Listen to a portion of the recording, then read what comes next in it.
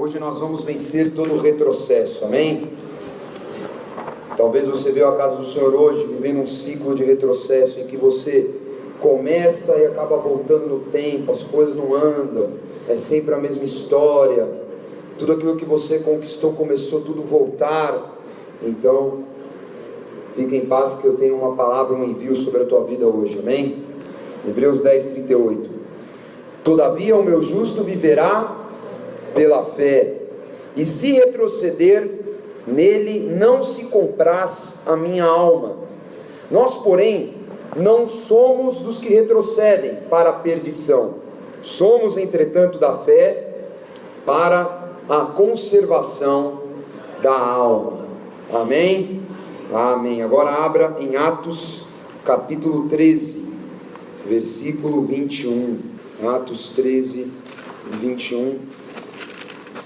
A palavra do Senhor diz assim: Então o povo de Israel pediu um rei, e Deus lhes deparou Saul, filho de Quis, da tribo de Benjamim, e isto pelo espaço de 40 anos. E tendo tirado a este, levantou-lhes o rei Davi, do qual também dando testemunho disse: Achei Davi, filho de Jessé, homem segundo o meu coração, que fará toda a minha vontade. Amém? Nós vemos o que o escritor dos Hebreus fala sobre fé, que nós somos justificados pela fé. Abraão, ele foi justificado pela fé, e por isso ele viveu milagres. Mas se nós observarmos, por exemplo, a origem de Abraão, ele era um caldeu, ou um sumério. Ele era um homem que não conhecia a palavra de Deus como nós conhecemos, não havia igreja em todos os lugares, não havia a palavra de Deus, não havia rede gospel de televisão, não havia nada disso, não existia Deus na época de Abraão, até se manifestar a Abraão e falar: Abraão, larga tudo o que você tem e vai para a terra que eu vou te mostrar. Irmãos, é muito complicado isso. Imagine Deus falar para você: olha, pega os teus filhos, tua esposa, ou teu marido, ou tua família, sai da onde você mora e vai para a terra que eu vou te mostrar. Difícil, não é? Ainda mais a nossa geração, que é uma geração apegada à terra, ao que tem.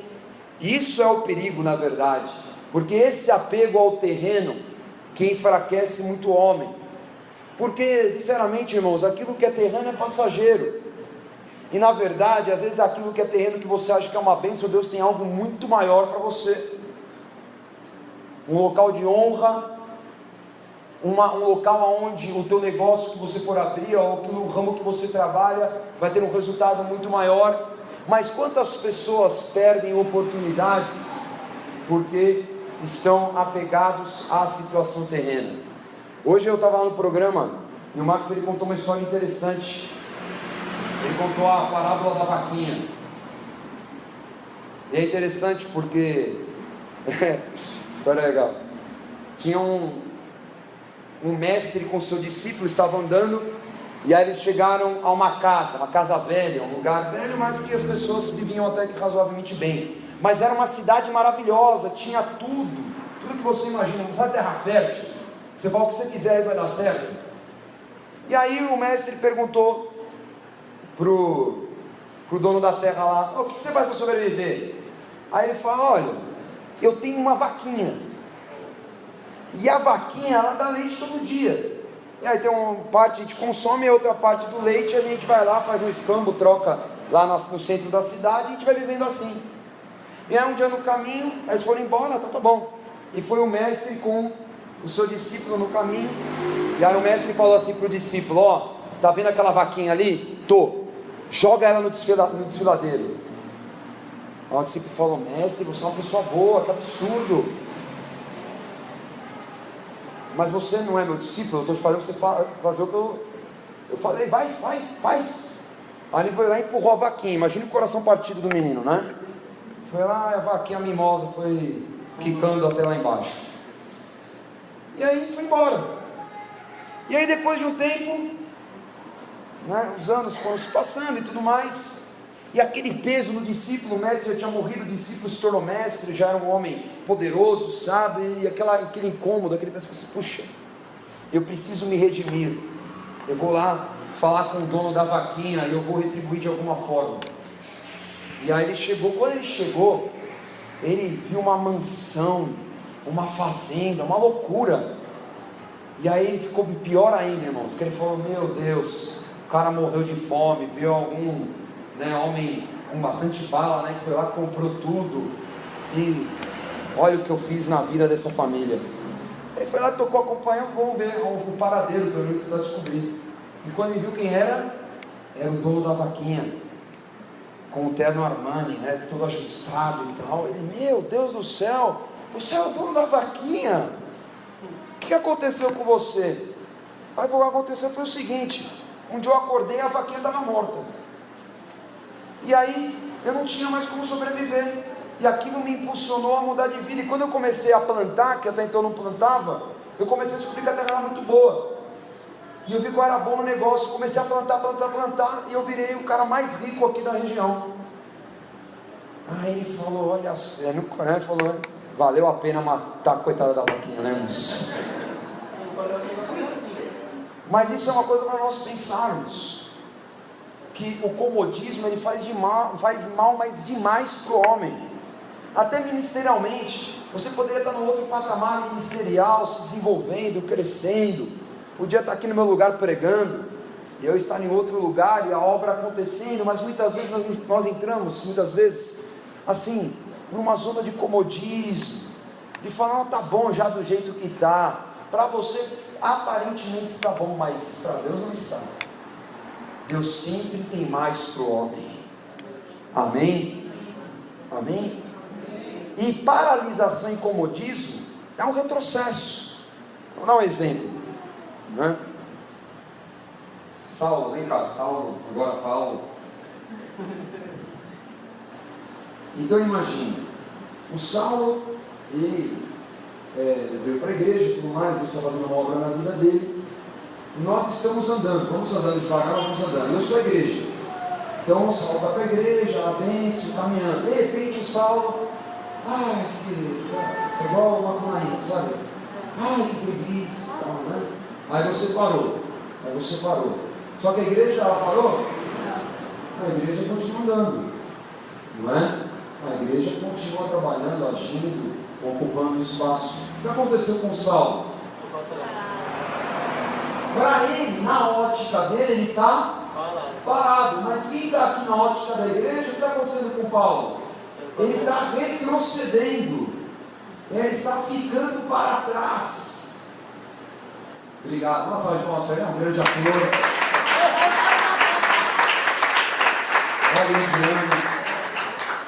Globo de Ouro.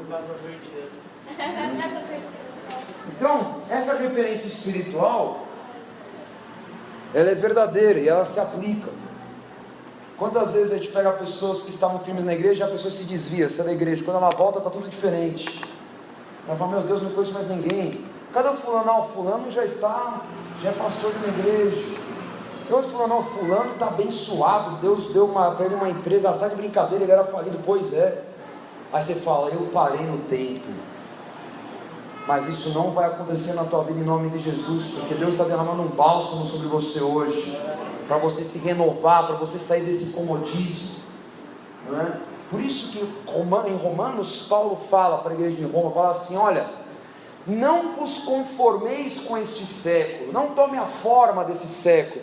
Esse século é acomodado, ninguém quer se esforçar, todo mundo quer ficar numa boa, mas renovai-vos para a transformação, para que vocês possam viver a boa, perfeita e agradável vontade de Deus. Então aquilo que Deus tem para você é muito maior do que você imagina, mas você precisa jogar a vaquinha no desfiladeiro. Amém? Fala para o seu irmão, joga a vaquinha no desfiladeiro.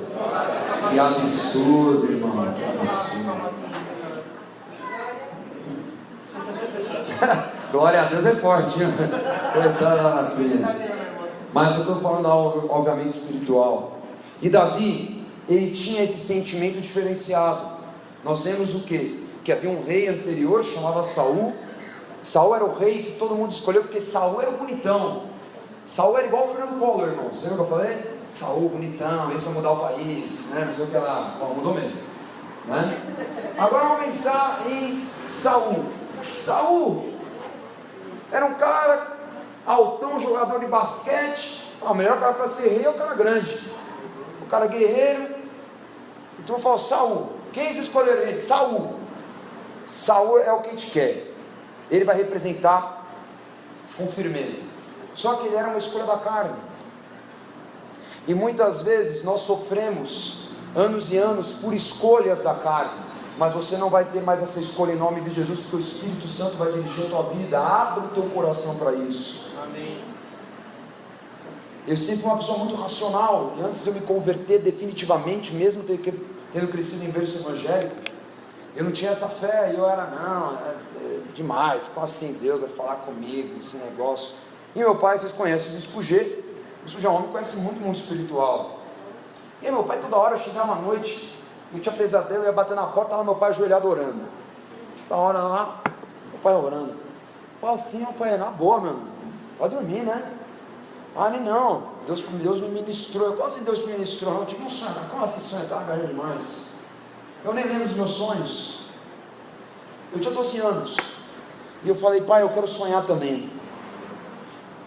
E eu tive um sonho, que esse sonho eu não conto para ninguém, que é uma experiência que eu tive com Deus. E foi algo impressionante. Eu falei, meu Deus, Deus existe mesmo, esse negócio é sério. Não é? É sério demais. E aí eu comecei a me abrir para isso. E Deus começou a falar comigo. E aquilo que era meu intelecto, de uma pessoa que estudou, que tem formação e tudo mais, aquilo que eu me dedico na minha profissão, trabalho com televisão e tudo mais, na minha ótica era impossível. Mas eu entendi que Deus existe e eu me abri para isso. Porque ao mesmo tempo, eu lembro de uma situação, essa é interessante. Eu já contei, né, que um amigo morreu em 2005. Um amigo meu, fiquei muito fraco na fé. Eu falei, não, eu não creio mais em Deus. Como é que Deus pode ter matado meu amigo? Porque a gente tem uma mania errada de atribuir as coisas a Deus, não é? A morte pertence ao diabo, não a Deus. Mas eu não queria enxergar, e eu parei de crer, irmão. Deus não existe. Isso aí é loucura, isso aí é ideologia. E fiquei 2 semanas sem crer. Eu ia para a igreja, sentava na cadeira e eu falava assim, Deus, apareça. Fiquei loucão. Um dia meu pai chegou, viu que eu já estava meio estranho, não tomava mais banho, ficava sentado na cadeira o dia inteiro, não ia trabalhar. O menino ficou louco. Aí chegou, o que está acontecendo com você? Eu falei, não, se Deus existe, Ele vai aparecer, porque para mim Deus não existe mais. Aí meu pai virou e falou assim, então Deus tem a obrigação de vir falar com você, com, na época, 6 bilhões de habitantes no planeta. Eu falei, folgado, né, mano? Agora pergunta, Deus apareceu? Nada. Aí ele falou assim, você quer ouvir Deus? Você tem que orar e buscar. Eu falei, não consigo mais, eu não consigo enxergar Deus, não tive a possibilidade. Porque nós temos um mal que nós carregamos da religião. Às vezes a tua imagem de Jesus Cristo é aquela imagem de Jesus na cruz, toda arrebentada, com o joelho esfolado. Ou como eu já brinquei aquela vez, aquele quadro da casa da minha avó. Minha avó era uma católica pegada mesmo, de verdade, não era não praticante, né? E minha avó tinha aquele coração, o Sagrado Coração de Maria, sei lá. Tinha Jesus e tinha Maria do lado. E eu morria de medo daquele quadro, porque ele era todo escuro, né? Barroco. E tinha aquele coração no meio com lança, faca, bomba atômica, napalm, corrente, era um negócio, era tortura. E eu ficava, e a minha mãe falava, por que o Daniel fica perturbado quando vai lá? Eu tinha pequenininho, 3, 4 anos de idade. E minha mãe descobriu que eu tinha medo, porque que nem eu tinha medo do Fofão também, Fofão é outra história. Né? Mas eu ficava com os 2 quadros ali, e aonde eu olhava, eu fazia assim, o quadro ficava me olhando, meu. Tem essa sensação já, né? Eu falava, Jesus está me olhando, a Maria também. Eu estou enquadrado, né? E era uma perturbação, e eu, meu Deus do céu, que coisa louca, porque essa imagem que nós temos, uma imagem, um conceito europeu, um conceito religioso. Mas Jesus não é nada disso, Jesus está dentro de você. Amém. Amém? Só que você precisa crer nisso e falar: Jesus, fala comigo, porque você já está aqui dentro. Eu não preciso fazer uma série de rituais religiosos para que você desça do teu trono para falar comigo. Não, está aqui dentro. Fala: Jesus está aqui dentro. Então foi exatamente o que aconteceu comigo. E Davi, ele tem uma postura diferente de Saul, porque Davi, ele era espiritual, Saul não era. Saul, quando foi escolhido rei, ele estava indo atrás do como é que é, o jumento perdido do pai. Imagina ele correndo atrás de um jumento, irmãos. Aí está lá Saul: ô jumento, volta aqui. É ele é o rei. Agora escolhe os caras. E aí ele foi escolhido. Amém. Deus até manifestou um tempo nele, mas ele era da carne. Agora, quem era Davi, irmãos? Davi era um super-herói? Davi era másculo, era o Robocop. Davi era um cara, se eu nascer esse cara é rei, nada. Davi era um amigo, ruivinho, cheio de sardinhas, imagina, né, aquela cena, todo sujinho de carneiro. Quando Samuel foi ungir, nem lembraram dele, rejeitado, esquecido. E Davi chegou, até Samuel olhou assim: ixi, que desânimo. Aí Deus falou: é esse aí. Ah, Deus, você está de brincadeira. Não, é esse aí mesmo. Mas esse menino só sabe tocar harpa, não sabe fazer nada. Você se engana. Você não sabe quem é esse menino. Mas a arma maior que ele tem não é a funda e o arco. A arma maior que ele tem é a adoração ao meu nome. E isso vai impulsioná-lo para grandes conquistas. Amém? Porque Davi não tinha murmuração no lado dele. Davi tinha louvores. E esse é o segredo da tua vitória, em nome de Jesus. No dia difícil eu vou louvar, agora reclamar, pessoa chata pra caramba, rabugenta. Você precisa mudar a tua personalidade, amém? Amém? Não é quando você vai falar com alguém mal-humorado, você já acorda já. Eu acordo, graças a Deus, às vezes cansado, mas eu acordo feliz. Eu sou, cada dia eu sou um pássaro lá em casa, né? Mas eu tenho uma mania terrível de assoviar. Então quem está acostumado, eu acordo de manhã e fico lá, né? Fico cantando um monte de música assoviando e tal, fico acordo feliz. Agora eu não era assim, irmãos, eu era rabugento, chato, mal-humorado. Sabe espalha-roda? Você tá lá, chegou o cara, e aí, quem espalha a roda, Deus vai te libertar hoje, amém? Em nome de Jesus. Porque a nossa personalidade precisa mudar também. Como é que a gente vai crescer se a nossa personalidade ela tem esse tipo de defeito? Vira um retrocesso. As pessoas crescem, as pessoas amadurecem, as pessoas são bem-sucedidas porque se relacionam bem. Tá lá mal-humorado, chato. Não, Deus não tem isso para você. Davi era diferente. Davi tinha um coração segundo o coração de Deus. Foi escolhido por Deus, que o coração dele é diferente. Fala: o meu coração é diferente. Era exatamente o que aconteceu com Caleb. Sabe por que Caleb vai entrar na terra prometida? Porque o coração dele é diferente. Não é rabugento que fica lá, o Egito fica dando chibatada, o Egito fica não sei o que lá, eu sou escravo, coitado de mim. Não. Caleb, quando ele saiu do Egito, ele já saiu com armadura. Então a primeira coisa que eu quero falar: tenha a postura de guerreiro.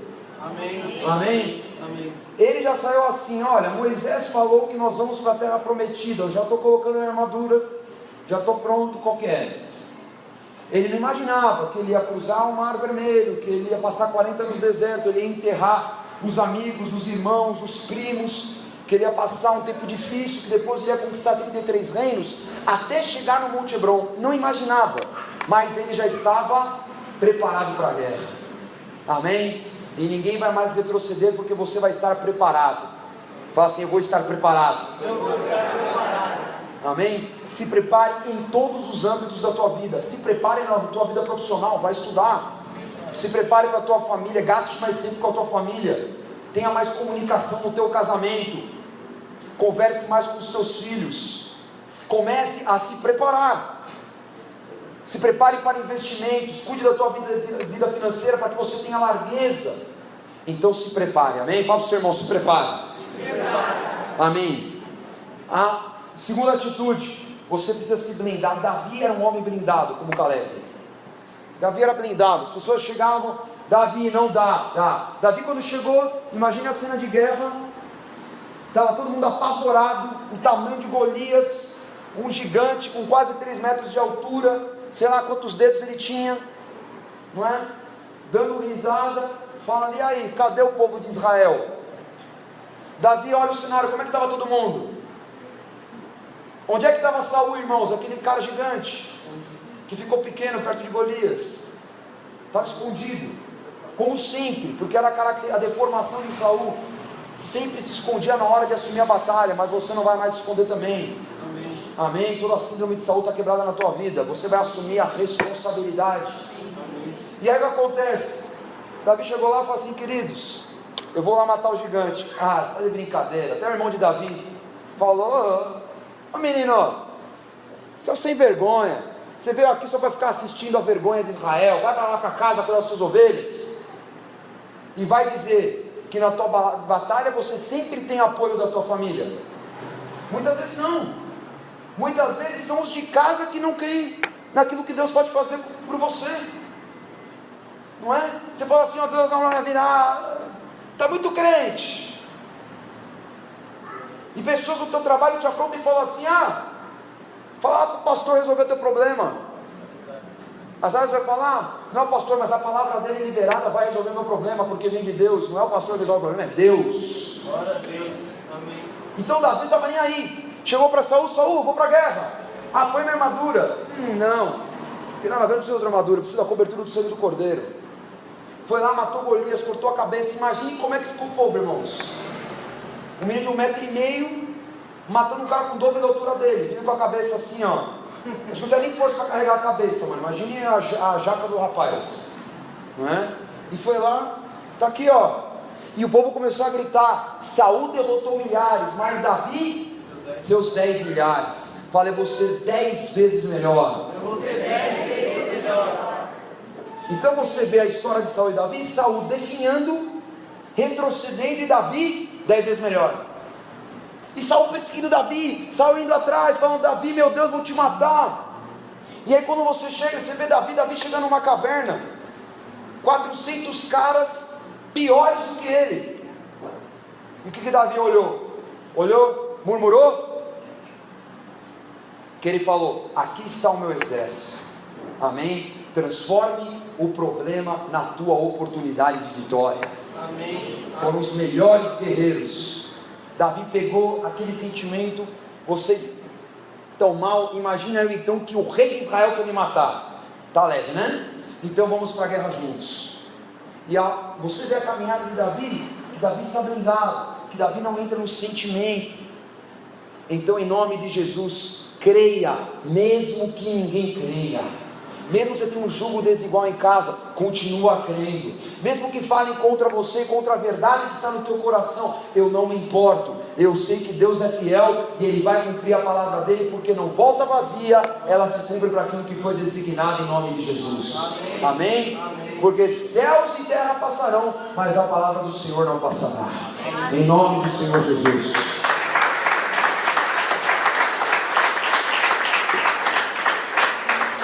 Terceira atitude: não se influencie pela potestade. O que é a potestade? É uma esfera demoníaca que coloca sentimentos comuns num grupo de pessoas. Então é muito interessante. Às vezes você vai lá e eu estava comentando com o Daci, por exemplo, usuário de crack. Você vê o usuário de crack que é advogado com carteira da OAB, você vê o usuário de crack que é milionário, você vê o usuário de crack que é pobre, você vê o usuário de crack que é criminoso. Mas quando você conversa, e quem aqui já foi na rua ministrar e evangelizar, sabe do que eu estou falando? Parece que você está falando com a mesma pessoa, fala a mesma coisa, transcende a condição social de origem, porque eles são guiados por uma mesma malignidade, e é exatamente isso que é uma potestade. E nós temos que ficar mais atentos e mais sensíveis espiritualmente, porque às vezes você não percebe, mas você está dando o mesmo discurso de derrota dos outros, você está murmurando igual aos outros, você está ficando fraco igual aos outros, está se deixando levar pelo que as pessoas falam. Então essa blindagem é importante também no âmbito espiritual. Então você precisa ter uma vida de mais oração e ter filtros. A palavra fala em 1 Coríntios 15:33 que as más conversações corrompem os bons costumes. Eu não estou falando que você tem que ser antissocial, largar todo mundo, agora eu sou crente, esquece de mim, não é isso. Você tem que se relacionar bem, porque a palavra fala, se possível, seguir a paz com todos. Não é isso? Se possível, tenha paz com todos. Mas tem conversas que não me edificam. Então para que eu vou ficar alimentando e compactuando com essas conversas? Então mude o teu hábito para que você não retroceda com os outros que já estão caindo no abismo. Amém? Então, cuidado. O mundo espiritual existe e é sério. E nós precisamos estar mais atentos. Amém? Faça em potestade nenhuma. Vai me influenciar. Em nome de Jesus. E por último, não entre em desespero. Não seja ansioso. Davi sempre foi um homem muito equilibrado e ele sabia o que Deus tinha para ele. É interessante aquela passagem de 1 Samuel 24. Nós passamos em Israel ano passado com a caravana dos jovens do O2, nós fomos em 95 jovens. E aí nós chegamos ali na região de Massada, nós fomos pelo Mar Morto e passamos por um oásis chamado En-Gedi, que é umas cavernas. E essa caverna é interessante, porque é uma dessas cavernas para onde Saul foi para aliviar o ventre. Imagine, irmãos, que Saul comeu muita banana que não estava madura e aí deu dor de barriga. Quem estava dentro da caverna nessa hora? Davi e todos os valentes dele. A cena era horrível, né, irmãos? Saul naquela condição horrível e tal. E aí vem já o carnal, né? Aí Davi, agora é a hora da vingança. Ainda usa o nome de Deus, não tem assim o nome de Deus? Deus está te entregando, Davi. Aí Davi até pensou, isso é condições de Deus entregar, pelo amor de Deus. E Davi até foi levado no momento pela carne e falou, eu vou, mas aí algo, a palavra fala que ele sentiu o quê? O bater do coração, o peso, e falou, Davi, você não precisa disso, você não é ansioso, você é guiado pelo Espírito Santo. O que Davi faz? Eu não vou tocar no ungido do Senhor, o Senhor que vai levá-lo. Então Davi aguardou. Depois disso, irmãos, Davi ficou pior ainda. Davi teve que se aliançar com o filisteu, foi uma guerra na vida dele. Teve Ziclag destruída. As suas mulheres e seus filhos foram levados cativos, teve que ir lá resgatar. Luta. Agora Davi permaneceu debaixo de uma promessa. Você é ungido rei de Israel. Assim como Caleb, você não é escravo. Você vai ser um fazendeiro lá em Hebron, na terra prometida. Amém? E eu tenho para falar para você exatamente isso. Não seja ansioso. Busca primeiro o reino dos céus e a sua justiça, e todas as coisas serão acrescentadas. Acalma o teu coração, a justiça do Senhor não tarda. Amém? Fica firme na palavra que está sobre você, e Ele vai cumprir, porque é o que fala em Apocalipse 21:6. Ele é o alfa e o ômega, o princípio e o fim de todas as coisas, e Ele vai fazer a obra completa na tua vida, em nome de Jesus. Amém? Eu fico imaginando aquele momento na cruz, Jesus falando, está consumado. Na verdade Ele estava falando, é o seguinte, eu estou assinando aqui que toda obra na vida de cada um dos filhos de Deus será completa. Amém? E fala assim, eu vou viver a obra completa. Nada na minha vida será pela metade. Eu vou até o fim. Eu vou lutar. Eu vou prosseguir crendo. E o Senhor me dará essa vitória em nome do Senhor Jesus. Amém. Amém.